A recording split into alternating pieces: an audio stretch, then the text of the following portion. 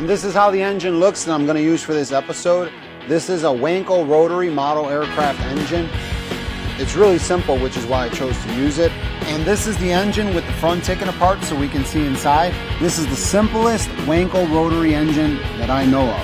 It has no ignition, no cooling passages. This is air cooled, but the principle remains the same. If we take a look at the components here, we can see that there's two main moving components. There's the rotor, which is that triangular shaped thing, and there is the eccentric shaft, which is the crankshaft equivalent in a piston engine.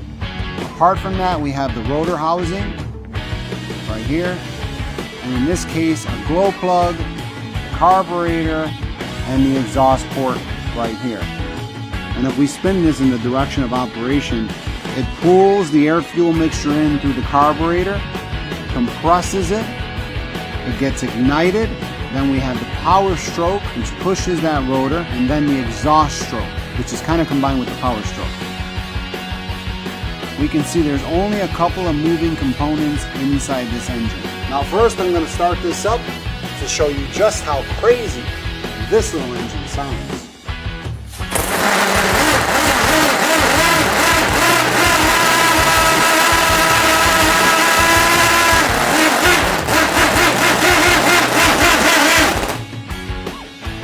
Now that you've seen the engine run on the bench, it's time for me to get to work and build a functional, see-through Wankel rotary engine.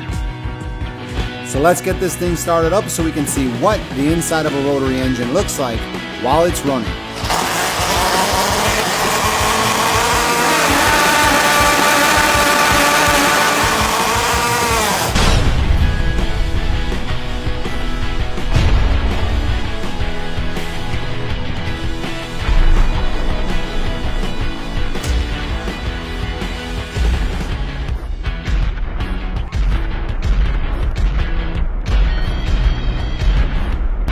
The engine didn't start here, but this is a good example of how the combustion pressure pushes that rotor and creates rotational force.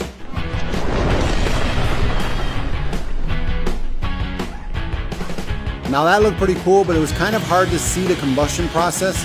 So I'm going to run this engine again, but this time I'm going to lace the intake air with pure acetylene gas. This should beautify the combustion process and give us a really nice light show. I think this engine is going to start right up while injecting acetylene. I'm going to get it started on nitro first and then open the acetylene.